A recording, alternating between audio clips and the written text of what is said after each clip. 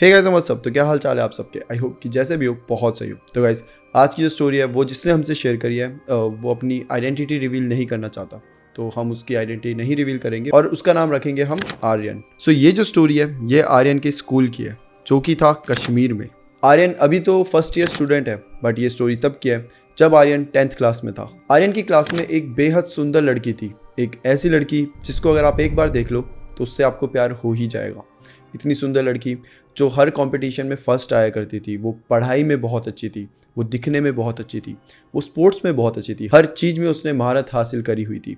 मतलब आधा से ज़्यादा स्कूल था जो उस लड़की के साथ बात करना चाहता था, जो उस लड़की का दोस्त बनना चाहता था, चाहे जूनियर्स हो चाहे सीनियर्स। वो लड़की काफ़ी ज़्यादा फेमस थी और उस लड़की के साथ कुछ ऐसा होता है जो कि किसी ने अपनी ज़िंदगी में अपने सपने में भी नहीं सोचा होगा। भाई कुछ दिन से ये लड़की ने आना बंद कर दिया था स्कूल में, ये नहीं आ रही थी।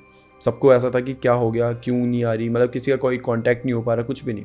एंड देन सडनली एक दिन आ जाती है। जब आती है सब दोस्त पूछते हैं कि भाई कहाँ थी तू, कैसे गायब थी, और कुछ तेरा अता पता नहीं, कुछ बात नहीं हो रही किसी से, क्या सब ठीक। तो वो लड़की बताती है कि ये जो पिछले कुछ दिन थे इसमें बड़े अजीब अजीब हरकतें उसके साथ हो रही थी, उसको अजीब अजीब चीज़ें दिखाई दे रही थी। और जब ये सारी चीज़ें उसने अपने मॉम डैड को बताई थी तो उन्होंने बताया कि ये जो लड़की है इसके ऊपर एक जिन का साया है। और जब ये लड़की जो भी चीज़ें उसके साथ हो रही थी वो मॉम डैड को बताती है तो वो उसको ठीक करवाने के लिए एक जगह लेकर जाते हैं। वहाँ पे मौलाना जी बैठे होते हैं। वो जब लड़की को देखते हैं तो वो बताते हैं कि लड़की के ऊपर एक जिन का साया है जिसने लड़की पर काबू पा लिया है, मतलब कि पोजेस्ड कर लिया है। और उसी की वजह से लड़की को ये सारी चीज़ें दिख रही है, ये सारी चीज़ें फील हो रही है। ऑल्दो थोड़े दिन में ही मौलाना जी उसको ठीक कर देते हैं, तो अब वो एकदम ठीक है। और ये बोलकर वो स्कूल आ चुकी है और अपने दोस्तों के सब बता रही है। दोस्तों को कुछ को डर लग जाता है सुनकर, कुछ को विश्वास ही नहीं होता, कुछ सोचते हैं ऐसे ही पागल बना रही है। वेल जो भी हो, आगे चलकर सबको विश्वास होने वाला था, क्योंकि आगे चलकर जो होता है वो किसी एक बुरे सपने से भी खतरनाक है। ऑल्दो सबको पता था कि इस लड़की के ऊपर जिनका साया था, बट सबको यही था कि अब तो सही हो गई है, अब तो कुछ ऐसी दिक्कत नहीं है, तो सब कुछ ठीक है। बट एक दिन वो लड़की बहुत अजीब बिहेव करने लग जाती है। तो इस टाइम पर पूरी क्लास कंप्यूटर लैब में थी, इनका कंप्यूटर का पीरियड चल रहा था, हर कोई अपने कंप्यूटर में काम कर रहा था। और तब जो सहरा होती है, सहरा उस लड़की का नाम है, तो सहरा जो होती है वो एकदम से अनकॉन्शियस हो जाती है। और वो अनकॉन्शियस भी ऐसे नॉर्मल तरीके से नहीं हो, जैसे कि कोई बेहोश हो जाता है, किसी को चक्कर आया तो कैसे गिरता है, मतलब ऐसे ऐसे करके थोड़ा यहाँ वहाँ हिल डुल के गिर जाता है। बट ये लड़की लिटरली ऐसे खड़ी और ऐसे गिरी है जैसे कि कोई मूर्ति हो, जैसे कि इसके अंदर कोई जान ही ना हो। मतलब ये नॉर्मल खड़ी है, नॉर्मल सबसे बातें कर रही है और एकदम से ऐसे धम करके नीचे गिर जाती है। मतलब ये तो ह्यूमन नेचर है कि किसी को भी चक्कर आ रहा है, कुछ भी आ रहा है, तो पहले वो मतलब वो साइंस दिखाता है, राइट, कि मुझे अजीब सा लग रहा है, मुझे अच्छा नहीं लग रहा, वो कहीं कोने में बैठ जाएगा, पानी पिएगा, मतलब जो भी है। लेकिन ये लड़की लिटरली सबसे नॉर्मल तरीके से बात कर रही है और बात करते करते ही एकदम से अनकॉन्शियस हो जाती है।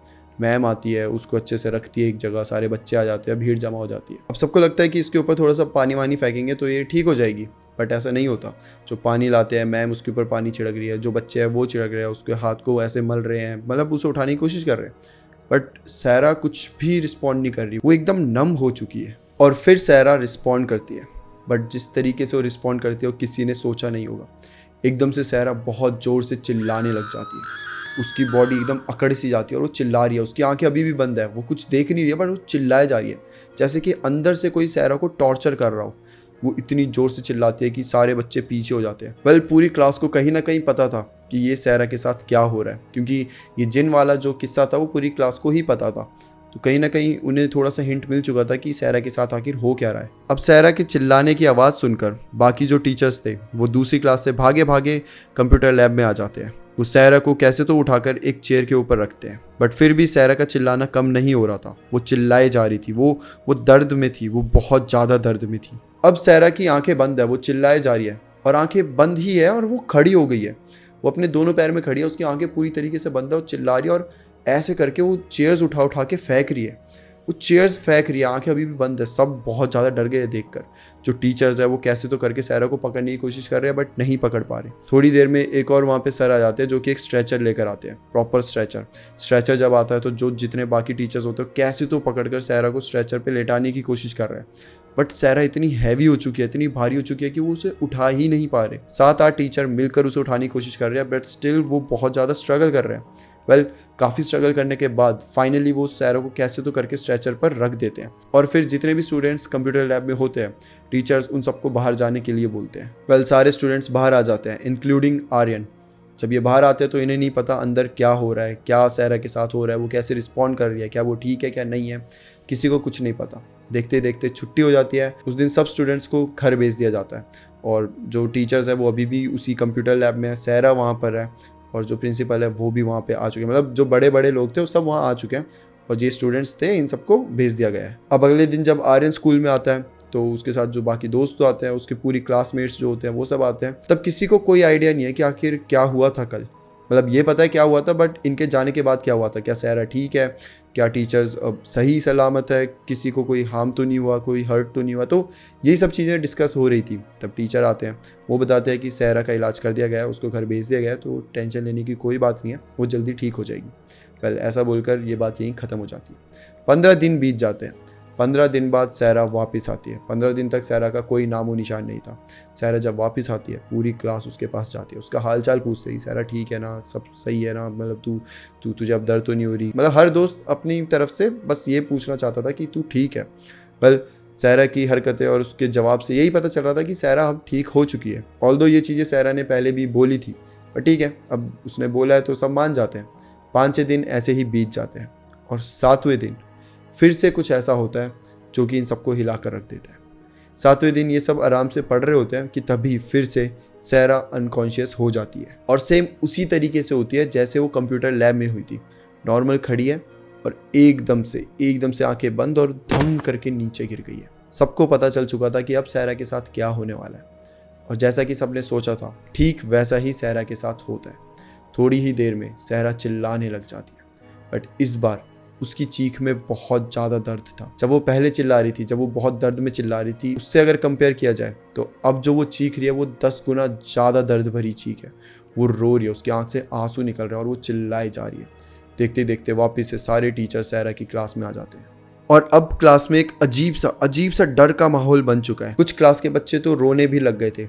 उन्हें लिटरली समझ नहीं आ रहा था कि हम करें तो करें क्या और ये क्या उनके सामने हो रहा है। उन्हें कुछ समझ नहीं आ रहा था, वो बस रोए जा रहे थे। और कुछ लोग थोड़े से ब्रेव थे जो कि इन सब चीज़ों में शायद ना मानते हो या फिर शायद मानते भी हो तो उन्हें डर ना लगता हो, वो आगे जाते हैं, वो सैरा की हेल्प करने की कोशिश करते हैं। जो टीचर्स होते हैं वो भी वहाँ पर होते हैं और ये सब मिलकर अब सैरा की हेल्प कर रहे हैं।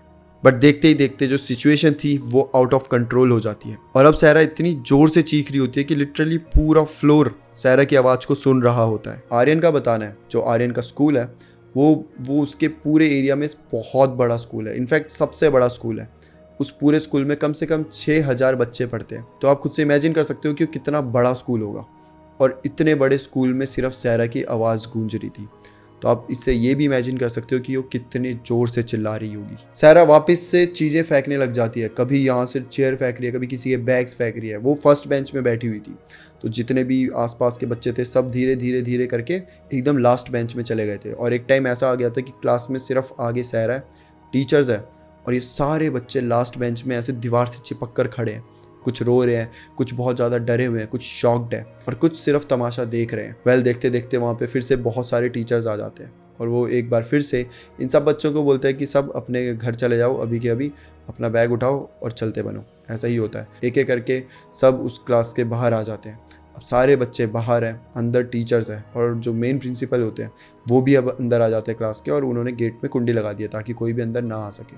इसके बाद ये बच्चे अपने घर चले जाते हैं और फिर से इन्हें नहीं पता चल पाता कि क्या हुआ सैरा के साथ। वेल यहाँ पे एक चीज़ थी जो बहुत अजीब थी कि सैरा एकदम नॉर्मल रहती थी, पूरे दिन नॉर्मल रहेगी, एक नॉर्मल लड़की की तरह बिहेव करेगी, बातें करेगी, उससे बातें करके आपको लगेगा ही नहीं कि उसके साथ कुछ भी गड़बड़ है। बट जैसे ही वो अनकॉन्शियस होगी, और वो भी अनकॉन्शियस एकदम से ही, बातें करते करते एकदम से अनकॉन्शियस, और अनकॉन्शियस होने के बाद वो एक अलग ही इंसान बन जाती थी। अब इंसान बोलो या राक्षस पता नहीं, क्योंकि जो जिस तरीके से वो बिहेव करती थी, जिस तरीके से वो आंखें बंद करके चिल्लाती थी, वो बहुत डरावना था। वो कोई नॉर्मल इंसान कर ही नहीं सकता, इतना डरावना था। अब सैरा 4 महीने के बाद वापस क्लास में आती है। सब बहुत ज़्यादा हैरान और शॉक्ड है, क्योंकि कहीं ना कहीं सबने एक्सेप्ट कर लिया था कि अब सैरा वापस नहीं आने वाली। 4 महीने तक कोई गायब हो जाए तो ऐसा ही लगता है कि शायद उसने स्कूल छोड़ दिया हो, शायद वो अब ठीक ना हो या फिर जो भी उसके साथ हुआ हो। बट एकदम से 4 महीने बाद सैरा वापस आ जाती है। हर वो बच्चा जिसने ये वाक़या बुला दिया था, वो हर एक बच्चा जिसको याद ही नहीं था कि ऐसा कुछ हुआ था, या फिर याद था तो शायद वो बस अपनी लाइफ में इतना बिजी हो गया था कि उसके पास टाइम ही नहीं था ये याद करने का। बट सायरा को देखकर सबकी यादें फिर से ताज़ा हो जाती है, सबके अंदर एक अजीब सा डर फिर से आ जाता है। पूरी क्लास में वो नेगेटिविटी, एक अजीब सा एक ऑरा था जो कि सबको महसूस हो पा रहा था। पता नहीं क्यों, क्या ये सायरा के आने के बाद जो सबको वो याद आई ये चीज़ें वापस से, वो एक ट्रॉमेटाइज़ कर देने वाली जो याद थी वो सबको वापस से आ गई है। इस वजह से ये अजीब सा सन्नाटा, अजीब सी नेगेटिविटी पूरी क्लास में आ चुकी थी। या फिर क्या सायरा के अंदर कुछ ऐसा था जिसके क्लास में आते ही इतना नेगेटिव ऑरा हो चुका था कि कोई भी कुछ बोल नहीं रहा था। सबके अंदर एक डर था, एक अजीब सा डर, एक ऐसा डर जो कि आपको चैन से ना तो बैठने दे ना ही सोने। अब सायरा जब आती है तो एक हफ्ता बहुत नॉर्मल जाता है, सब कुछ ठीक होता है। और एक हफ्ते बाद सायरा के सर में दर्द होने लग जाती है और देखते देखते वो बहुत ज़्यादा दर्द में होती है। बट उसके बाद जो होता है वो मंज़र कभी कोई नहीं भुला सकता। तो अब सायरा को दर्द हो रही है और जब मैम आती है वो ये चीज़ नोटिस करती है, तो वो जो सायरा के बगल में बैठी होती है, दोस्त ही होती है वो सायरा की, उसको बोलते हैं कि आप सायरा को डिस्पेंसरी में ले जाओ, वहाँ पे मेडिसिन लेके ठीक हो जाएगी। ऐसे ही होता है। वो दोस्त उठती है, सायरा को वो डिस्पेंसरी ले जाने के लिए क्लास से बाहर चले जाती है। अब क्लास से जब ये बाहर चले गई है तो फिर बच्चे सब अपना काम कर रहे हैं, पढ़ाई कर रहे हैं। वेल अभी पढ़ाई कर ही रहे होते कि तभी अचानक से सबको एक लड़की के चीखने की आवाज़ सुनाई देती है बहुत ज़ोर से। जो मैम होती है वो भागते हुए बाहर जाती है देखने के लिए कि क्या हुआ। जो अगल बगल के क्लास के टीचर्स थे वो भी बाहर आ जाते हैं। तब इन्हें पता चलता है कि सायरा फिर से अनकॉन्शियस हो गई है। और वहीं जो उसके साथ लड़की गई थी वो भागती हुई क्लास में आ जाती है। और जब वो आती है तो उससे पूछा जाता है क्या हुआ, तो वो सब क्लास वालों को बता रही है कि यार वो पीछे वो अनकॉन्शियस हो गई, वो वहीं गिर गई और वो वापस से वैसी हो जाएगी, मुझे समझ नहीं आ रहा क्या करूँ। वो भी डर चुकी है। और तब इन सबको एक चीज़ पता चलती है कि जो इनके बगल वाली क्लास होती है उसमें एक लड़की होती है जिसका नाम हीरा होता है, वो भी अचानक से अनकॉन्शियस हो गई है और उसको बहुत अर्जेंटली इमरजेंसी में हॉस्पिटल भेजा गया। जो कारण था उसके अनकॉन्शियस होने का, वो बताया जा रहा था कि उस लड़की का ब्लड प्रेशर बहुत बहुत तेज़ी से ड्रॉप हो गया था। वो एकदम नम हो चुकी थी वो लड़की, और उसी कारण से उसको हॉस्पिटल बहुत इमरजेंसी में भेजा गया था। तो अब पूरी बिल्डिंग में बहुत बहुत डर वाला एटमॉस्फेयर हो चुका था। वो मतलब पहले भी था बट अब जब ये चीज़ें इनके सामने फिर से होने लगी है तो बहुत ज़्यादा डरावना मंजर बन चुका है। और जब इन्हें ये पता चला है कि बगल वाली क्लास में भी एक लड़की के साथ ऐसा कुछ हुआ है तो तब तो मानो कि एक अजीब सा ही डर आ गया था, क्योंकि अभी तक जो भी हो रहा था वो सायरा के साथ हो रहा था, बट अब ये चीज़ें दूसरों पे भी इफेक्ट कर रही थी। अब जो टीचर्स आते हैं वो सायरा को उठाकर स्टाफ रूम में ले जाते हैं। वहाँ पे सायरा फिर से चिल्लाने लग जाती है। उसकी अभी भी आंखें बंद है और वो अपनी चेयर्स यहाँ वहाँ फेंक रही है। बट ये चीज़ें तो पहले भी रिपीट हो चुकी है, वो भी 2 बार। बट अब एक चीज़ और होती है जो कि पूरे स्कूल को हिला कर रख देती है। वो होती है कि हर एक सेक्शन में एक लड़की सेम सायरा की तरह अजीब बिहेव करने लग गई थी। मतलब कि टोटल 5 सेक्शन में 5 लड़कियाँ बेहोश हो गई थी और उसके बाद उनकी भी आंखें बंद है और वो चिल्लाए जा रही हैं। जो ये आर्यन था, आर्यन के साथ जो उसके सारे दोस्त थे, उन सबको 5 अलग अलग जगह से लड़कियों के चिल्लाने की आवाज़ें आ रही थी। अजीब तरीके की आवाज़, जैसे कि सब बहुत दर्द में हो। अभी तक सिर्फ सायरा की आती थी बट अब 5 लड़कियों की आवाज़ें आ रही थी और इनकी आवाज़ों के बीच में हर कोई रो रहा था। इनफैक्ट जो टीचर्स थे वो भी बहुत ज़्यादा डर चुके थे। कुछ टीचर तो रो भी रहे थे। इनफैक्ट जो आर्यन की क्लास टीचर थी वो दौड़े दौड़े इनकी क्लास में आती है। वो लिटरली रो रही होती है। वो इतनी ज़्यादा सहम गई होती है, उनसे बोला भी नहीं जा रहा होता। वो क्लास के हर एक बच्चे को बोलती है कि बच्चों, जो भी प्रेयर आपको आती है आप वो रिसाइट करना चालू करो, क्योंकि सिर्फ यही चीज़ है जो अब हमारी मदद कर सकती है। हमको प्रेयर्स की बहुत ज़्यादा ज़रूरत है और किसी चीज़ की नहीं। तो जिसको जो भी आता है वो अपने मन में हो, जोर से हो, जैसे भी आपको सही लगे, बस आप रिसाइट करो। अब जो सिचुएशन थी वो बद से बदतर होती जा रही थी। हर कोई बहुत ज़्यादा डरा हुआ था। जो ये आर्यन की क्लास है वो पूरी एक जगह आके, मतलब एक ही कॉर्नर में आके खड़े हो गया। सारे एक साथ खड़े हुए हैं, सब अपने मन में सुराह पढ़ रहे हैं और सेम ही चीज़ बाकी सेक्शन में भी हो रही है। हर कोई डरा हुआ है। स्टाफ रूम में सिचुएशन बहुत ज़्यादा बिगड़ रही थी, क्योंकि जो ये 5 लड़कियां थी इनको भी टीचर्स स्टाफ रूम में ही लेकर आ गए थे, क्योंकि अलग अलग सबको नहीं देख सकते थे, तो एक ही रूम में इन सबको लेकर आ गए थे। और जो स्टाफ रूम से उस टाइम पे आवाज़ आ रही थी, आर्यन का बताना है आज भी उसको वो आवाज़ें हॉन्ट करती है। आज भी जब वो सोता है तो उसको कई बार ऐसे सपने आते हैं जिसमें सिर्फ वो आवाज़ें ही होती है, सिर्फ ये 5 लड़कियां चिल्ला रही होती है, ऐसी आवाज़ें होती है। और आर्यन अकेला नहीं है जिसको ये सपने आते हैं। उस जैसे कई अदर क्लासमेट्स हैं जिनको ये सपने आते हैं, वो भी रेगुलरली। वेल सारे टीचर इस टाइम पर डरे हुए थे वो सब स्टाफ रूम में कैसे कैसे करके हैंडल कर रहे थे। कोई यहाँ भाग रहा है, कोई वहाँ भाग रहा है, कोई पानी लेकर आ रहा है, कोई किसी को बुला रहा है, बहुत किसी को समझ नहीं आ रहा क्या हो रहा है। वहीं पे जो कुछ सीनियर्स थे वो सब स्टाफ रूम में दौड़े दौड़े जाते हैं और टीचर्स की हेल्प कर रहे होते हैं। कुछ सीनियर्स जूनियर्स की जो क्लास है उधर चले जाते हैं और अपने जूनियर्स को संभाल रहे हैं, बोल रहे हैं कि इस टाइम पे हमें डरना नहीं है, तुम डरने की कोशिश मत करो, हम सब एक साथ हैं और हमें कुछ नहीं होगा। वो सीनियर्स लिटरली उस टाइम पे वो रोल प्ले कर रहे थे जो कि घर के मुखिया अपनी फैमिली के लिए करते हैं। उस टाइम पे सच में पता चल रहा था, इसलिए इन सबको सीनियर बोला जाता है, क्योंकि उस टाइम पर वही थे जो इन सब चीज़ों को हैंडल कर रहे थे। खासकर 12th क्लास के लड़के लिटरली आधी क्लास स्टाफ रूम में थी, वो टीचर्स तक को संभाल रहे थे। और जो 11th क्लास के स्टूडेंट्स थे वो कोई 8th क्लास में, कोई 7th, कोई 6th, हर क्लास में 2-2, 4-4 लड़के जा चुके हैं और सबको संभाल रहे हैं, सबको बता रहे हैं कि अब हमें पीछे नहीं हटना, हमें डरना नहीं है और हम इसका सामना कर सकते हैं। ये जो पूरी सिचुएशन थी, ये जो पूरा हालात थे, ये 2 घंटे तक चले थे।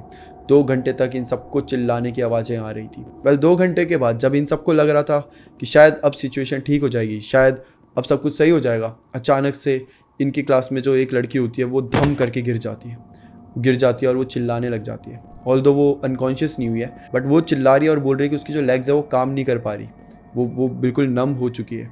कैसे तो करके जो बाकी बच्चे होते हैं उसको बेंच पे बिठा देते हैं। ऑल्दो सब बहुत डरे हुए हैं कि कहीं ये भी एकदम से चिल्लाना चालू ना कर दे, कहीं ये भी एकदम से पोजेस ना हो जाए। बट वो लड़की अपनी लेग को पकड़ के बस यही बोले जा रही है कि पता नहीं क्या हो गया, उसकी लेग काम नहीं कर पा रही, वो बिल्कुल फील नहीं कर पा रही अपनी लेग, और बस वो रोए जा रही है। बट थैंकफुली ये लड़की पोजेस नहीं हुई थी। शायद वो लड़की जो 2 घंटे तक खड़ी थी एक ही जगह और इतनी डरी हुई थी, शायद उस वजह से उसकी लेग्स जो थी वो नम हो गई थी। कभी कभी होता है कि आप एक ही पोजीशन खड़े रहते हो तो आपकी लेग्स ऐसे नम हो जाती है, तो शायद ये वाला केस हो इस लड़की के साथ। अब देखते ही देखते स्कूल में कुछ रिलीजियस लोग आ चुके थे जिन्हें एक्चुअली इन चीज़ों के बारे में नॉलेज थी। ये सब धीरे धीरे जाते हैं और सबके सब स्टाफ रूम में चले जाते हैं। करीबन 5 से 6 लोग होंगे, ये सब मौलाना ही लग रहे थे, बट एग्जैक्टली आर्यन को भी नहीं पता। ये सब जाते हैं और सीधा स्टाफ रूम में जाते ही ये एक्सॉर्सिज्म चालू कर देते हैं। एक्सॉर्सिज्म जो होता है ये करीबन आधे घंटे तक चलता है। सबको ये एक्सॉर्सिज्म करने की आवाज़ें सुनाई दे रही थी, सबको उन लड़कियों की चीख सुनाई दे रही थी और धीरे धीरे एक एक करके हर एक लड़की चुप हो जाती है। जो 5 लड़कियां अभी चिल्ला रही थी, अब एक भी लड़की नहीं चिल्ला रही। पूरे स्कूल में सन्नाटा छा चुका है। जो एग्जैक्टली टीचर्स बोलते नहीं है कि पिन ड्रॉप साइलेंस चाहिए, वही पिन ड्रॉप साइलेंस एग्जैक्टली वहाँ पर था। अगर आप लिटरली एक पिन फेंकोगे तो आपको पिन गिरने की आवाज़ आएगी, इतना साइलेंस हो चुका था। और फिर करीबन आधे घंटे बाद एक एक करके इन लड़कियों को इनकी क्लास में ले जाया जाता है। सहरा को भी आर्यन की क्लास में ले जाया गया है। सहरा खुद से चल नहीं पा रही। 2 12th क्लास के सीनियर्स थे जिसने सहरा को पकड़ा हुआ है, ऐसे बाजू से पकड़ा हुआ है ऐसे करके, और ऐसा लग रहा है सहरा की बॉडी काम ही नहीं कर पा रही। सहरा को कैसे तो करके वो लेकर आए, बेंच में बिठाया, टीचर्स वापस आए। सहरा जो कि इतनी सुंदर थी, सहरा की बॉडी से लिटरली पूरी तरीके की एनर्जी ड्रेन हो चुकी थी। उसे देख के ऐसा लग रहा था कि जैसे कि उसने कई सालों से कुछ खाया ना हो, वो कई दिनों से सोई ना हो, और सबसे भयानक तो ये लग रहा था कि कई सालों से ये लड़की हंसी तक नहीं है। इस तरीके का उसका चेहरा हो चुका था, थोड़ा सा गुस्से में, थोड़ा सा टायर्ड और इमोशंस के मामले में एकदम खाली। थोड़ी ही देर में छुट्टी हो जाती है, हर कोई अपने घर चला जाता है। घर में जब सबको ये बात पता चलती है तो हर कोई थोड़ा सा टेंशन में आ जाता है, खासकर फैमिली, क्योंकि उनके बच्चों को अब वो ऐसे छोड़ तो नहीं सकते थे। तो कुछ दिन तक कुछ बच्चे तो आते ही नहीं है स्कूल में। लिटरली आधा स्कूल 2 या 3 दिन तक एब्सेंट ही था। आर्यन ऑल्दो अगले ही दिन चला गया था। कुछ माँ बाप थे जो कि थोड़े जिगरे वाले थे, जो बोलते थे कि नहीं कुछ नहीं होगा, तुम जाओ यार, देखा जाएगा, ऐसा कुछ नहीं है। वो लोग आ जाते थे और करीबन 1 हफ्ता लगा था इन सबको इससे रिकवर होने में। 1 हफ्ते बाद धीरे धीरे सब रिकवर होने लग गए थे। धीरे धीरे ये जो ट्रॉमेटाइज कर देने वाले हालात थे, इससे ये सब मूव ऑन करने लग गए थे। अब सहरा भी वापस अपने स्कूल आने लग गई थी, सब बच्चे आने लग गए थे और अब हर कोई नॉर्मल था। ऑल्दो एक डर कहीं ना कहीं सबके दिल में फिर भी था, व्हाट इफ़ पहले जैसे हालात फिर से हो जाए, व्हाट इफ़ सहरा वापस से पोजेस्ड हो जाए। ये डर सबके अंदर था। ऑल्दो किसी ने भी सहरा को सामने से जाके नहीं बताया, बट आर्यन को पता था कि सबके अंदर कहीं ना कहीं ये ख्यालात अभी भी है। बट लकीली ऐसा कुछ नहीं होता है। ये आखिरी दिन था जब सहरा पोजेस्ड हुई थी, ये आखिरी दिन था जब स्कूल में ऐसा कुछ हुआ था। उस एक्सॉर्सिज्म के बाद सब कुछ ठीक हो गया। इसके बाद लॉकडाउन पड़ गया, खुल भी गया। उसके बाद इन लोगों ने 10th कंप्लीट कर ली, 11th कर ली, 12th कर ली और अब ये सब कॉलेज में अपनी लाइफ अच्छे से जी रहे हैं। सहरा अपनी लाइफ में खुश है और हर कोई अपनी लाइफ में मूव ऑन कर गया है। ऑल्दो आज भी आर्यन को कहीं ना कहीं ये ख्यालात आते हैं, मतलब जब वो सो रहा होता है या कुछ, या कभी ऐसे स्कूल की बात आ जाए, कहीं ना कहीं उसके दिमाग पर हावी हो जाती है और उसको ये फ्लैशबैक्स आते हैं। पर स्टिल ओवरऑल बताया जाए तो हर कोई अब खुश है, हर कोई अच्छा कर रहा है। So this was the story guys. ये थी सहरा की स्टोरी, ये थी उस स्कूल की स्टोरी जिस स्कूल में इतना सब हो चुका था, जिस स्कूल से जो भी इस ईयर में पास आउट हुआ है या फिर जो भी इस ईयर में पढ़ा है, उन सबको ये कहानी पता है। सो या that's it for today guys. I hope कि आपको स्टोरी पसंद आई हो, और अगर आपको ऐसी ही स्टोरीज देखनी है तो आप मेरे चैनल पर जाकर और वीडियोस भी देख सकते हैं, स्पेशली ये 2 वीडियोस। सो या दैट्स इट फॉर टुडे। फिर मिलते हैं हम किसी और टॉपिक के साथ, तब तक के लिए bye bye and take care.